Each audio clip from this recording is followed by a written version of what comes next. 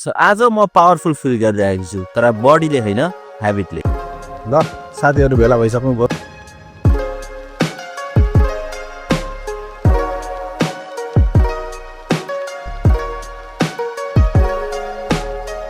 कतिपटक त म अलार्म बन्दै गर्दै पनि सुतेको छु, कतिपटक आज स्किप गरिदिउँ भनेर आफूलाई कन्भिन्स गरेको छु। तर जति पटक आफूले मैले कन्भिन्स गरेँ त्यति पटकै भोलिपल्ट झन् मन भारी हुन्थ्यो।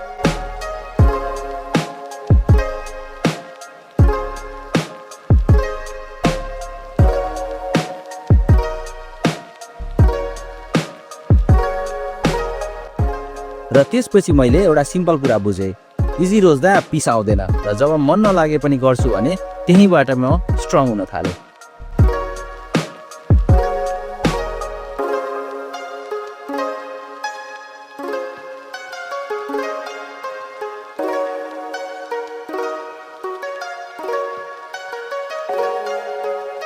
मन लागोस् या नलागोस् म आफै निस्किन्छु, किनकि फ्युचर म आफै बनाउँदैछु।